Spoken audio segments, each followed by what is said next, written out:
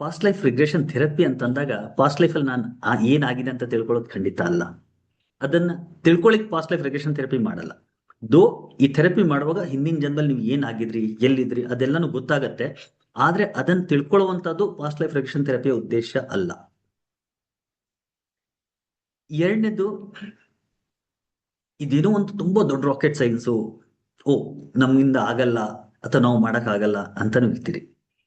ತುಂಬಾ ಸರಳವಾದಂತ and very effective ಒಂದು therapy ಅಂತ ಆದ್ರೆ ಅದು ಪಾಸ್ಟ್ ಲೈಫ್ ರಿಗ್ರೆಷನ್ ಥೆರಪಿ. ಮೂರನೇದು, ಕೆಲವ್ರು ಭಯ ಆಗತ್ತೆ. ಅಯ್ಯೋ, ಪಾಸ್ಟ್ ಲೈಫ್ ಬಗ್ಗೆ ಏನೇನೋ ಗೊತ್ತಾಗ್ಬಿಟ್ರೆ ನನ್ಗೇನಾಗ್ಬಿಡುತ್ತೆ, ಇದು ಪ್ರಾಬ್ಲಮ್ ಜಾಸ್ತಿ ಆಗ್ಬಿಡುತ್ತಾ, ಈ ಜನ್ಮದ ಪ್ರಾಬ್ಲಮ್ ನಾವು ಸಾಲ್ವ್ ಮಾಡಕ್ಕಾಗಲ್ಲ, ಇನ್ ಹಿಂದಿನ ಜನ್ಮದ ಪ್ರಾಬ್ಲಮ್ಗಳನ್ನ ತಿಳ್ಕೊಂಡು ಏನ್ ಮಾಡೋಣ ಅಂತ. ಖಂಡಿತ ಇದು ಕೂಡ misconception. Past life regression therapy ಪೂರ್ವ ಜನ್ಮ ಪ್ರತ್ಯಾವರ್ತನೆ ಚಿಕಿತ್ಸೆ ಮಾಡೋದು ಹಿಂದಿನ ಜನ್ಮದ ತೊಂದರೆಗಳನ್ನ ಇಲ್ಲಿ ತರ್ಲಿಕ್ಕಲ್ಲ, ಇಲ್ಲಿರುವಂತ ತೊಂದರೆಗಳನ್ನ ಹೀಲ್ ಮಾಡ್ಲಿಕ್ಕೆ ಅಲ್ಲಿ ಹೋಗ್ಬೇಕಾಗಂತ ಪರಿಸ್ಥಿತಿ ಬಂದಾಗ ಮಾತ್ರ ಅದನ್ನ ಮಾಡ್ತೀವಿ.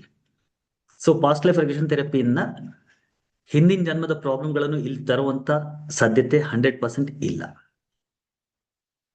ಇನ್ ಕೆಲವ್ರಿಗೆ ಭಯ ಇರತ್ತೆ, ಏನಾಗ್ಬಿಡುತ್ತೋ, ಏನ್ ಹೇಳ್ಬಿಡ್ತೀನೋ, ಮನ್ಸಲ್ಲಿರೋದೆಲ್ಲ ನನ್ನ ಗುಟ್ಟುಗಳನ್ನ ಸೀಕ್ರೆಟ್ಗಳನ್ನ ಬಾಯಿ ಬಿಡಿಸ್ಬಿಡ್ತಾರೋ.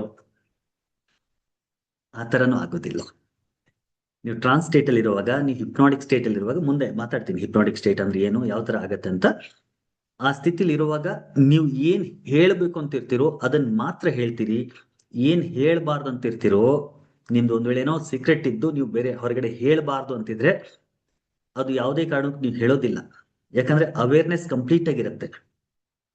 ಎಷ್ಟರ ಮಟ್ಟಿಗೆ ಅವೇರ್ನೆಸ್ ಇರುತ್ತೆ ಅಂದ್ರೆ, ಸಾಮಾನ್ಯ ಸಮಯದಲ್ಲಿ ನಿಮ್ಗೆ ನಿಮ್ಮ ರೂಮಲ್ಲಿ ಅಥವಾ ನಾವು ಎಲ್ಲಿ ಥೆರಪಿ ಮಾಡ್ತೀವಿ ಅಲ್ಲಿ ಗಡಿಯಾರ ಹಾಕಿರ್ತೀವಿ, ಆ ಗಡಿಯಾರದ ಟಿಕ್ ಟಿಕ್ ಸೌಂಡ್ ಕೇಳಿಸೋದಿಲ್ಲ. ಆದ್ರೆ ಟ್ರಾನ್ಸ್ಟೇಟ್ ಅಲ್ಲಿ ಇರುವಾಗ ಆ ಗಡಿಯಾರದ ಟಿಕ್ ಟಿಕ್ ಸೌಂಡ್ ಕೂಡ ಕೇಳಿಸತ್ತೆ ನಿಮ್ಗೆ. ಅಂದ್ರೆ ಅಷ್ಟು ಅಲರ್ಟ್ನೆಸ್ ಜಾಸ್ತಿ ಆಗಿರುತ್ತೆ. ಸೊ ಅಲರ್ಟ್ನೆಸ್ ಹೋಗಿರೋದಿಲ್ಲ, ನಾವು ಅನ್ಕಾನ್ಸಿಯಸ್ ಆಗೋದಿಲ್ಲ, ಕಾನ್ಸಿಯಸ್ ಆಗಿದ್ದು ನಾವು ಎಲ್ಲ ವಿಷಯಗಳನ್ನು ಒಳಗಡೆ ಎಕ್ಸ್ಪೀರಿಯನ್ಸ್ ಮಾಡ್ತಾ ಹೊರಗಡೆ ಏನ್ ಹೇಳ್ಬೇಕು ಅದನ್ನ ಮಾತ್ರ ಹೇಳ್ತಾ ಇರ್ತೀವಿ. ಓಕೆ, ಸೊ ನಿಮ್ಮ ಸೀಕ್ರೆಟ್ಗಳು ಕೂಡ ಯಾವುದೇ ಥೆರಪಿಸ್ಟ್ ಆಗ್ಲಿ ಅಥವಾ ಪಕ್ಕದಲ್ಲಿ ಯಾರಾದ್ರೂ ನಿಮ್ಮ ಫ್ಯಾಮಿಲಿ ಅವ್ರು ಕೂತಿದ್ರೆ ಅವ್ರಿಗೆ ಗೊತ್ತಾಗೋದಿಲ್ಲ. ನೀವು ಅದನ್ನ ಹೇಳ್ಬಿಡ್ತೀರಿ, ಆತರ ನಿಮಗ್ ಗೊತ್ತಿಲ್ಲದೆ ನೀವೇನು ಹೇಳ್ಬಿಡ್ತೀರಿ, ಆತರ ಆಗೋದಿಲ್ಲ. You will be completely aware.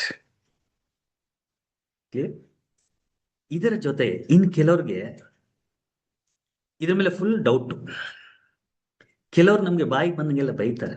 Social ಮೀಡಿಯಾದಲ್ಲಿ ನಾವು ಆಡ್ಸ್ ಅಥವಾ ಏನೋ ಹಾಕಿದಾಗ ಸಾಕಷ್ಟು ಪಾಸಿಟಿವ್ ಕಮೆಂಟ್ಸ್ ಜೊತೆಗೆ ಸುಮಾರು 90% ಪಾಸಿಟಿವ್ ಕಮೆಂಟ್ಸ್ ಇರುತ್ತೆ, ಒಂದು 10% ನೆಗೆಟಿವ್ ಕಮೆಂಟ್ಸ್ ಕೂಡ ಇರುತ್ತೆ.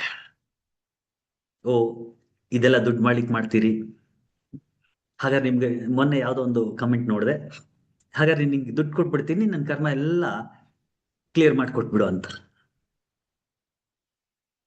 ಸೊ ನೀವು ದುಡ್ಡು ಕೊಟ್ಬಿಟ್ರೆ ನಾನು ನಿಮ್ ಕರ್ಮ ಕ್ಲಿಯರ್ ಮಾಡ್ಬಿಡ್ತೀನಿ, ಈ ತರ ನಾನು ಎಲ್ಲೂ ಕ್ಲೇಮ್ ಮಾಡ್ಲಿಲ್ಲ. ಬಟ್ ಜನ ಏನೇನೋ ಅನ್ಕೋತಾರೆ.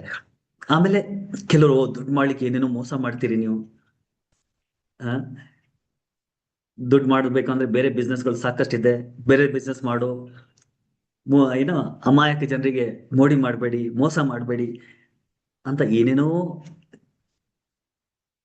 ಏನೋ ವಿಚಾರಗಳು, ಏನೇನೋ ಅವರ ಮಾನಸಿಕ ವಿಚಾರಗಳು ಇದಾವೆ, ಇರ್ಲಿ. ಸೊ ಆ ತರ ನಿಮ್ಗೆ ಏನೇ ಯಾವುದೇ ರೀತಿ ಡೌಟ್ ಇದೆ, ಇದೆಲ್ಲ ಬೋಗಸ್ಸು, ಇದೆಲ್ಲ ಸುಳ್ಳು, ಇದರಿಂದ ಏನು ಆಗಲ್ಲ, ನಮ್ಮಂತ ಕೆಲವರು ಇದನ್ನ ದುಡ್ಡು ಮಾಡ್ಲಿಕ್ಕೆ ಏನೇನೋ ಕಥೆಗಳನ್ನ ಕಟ್ಬಿಟ್ಟಿದೀವಿ ಅಂತ ನಿಮ್ಮ ಮನಸ್ಸಲ್ಲಿ ಇದ್ರೂ ಕೂಡ ದಯವಿಟ್ಟು ಇವತ್ತು ಕೊನೆ ತನಕ ನನ್ನ ಜೊತೆಗಿರಿ.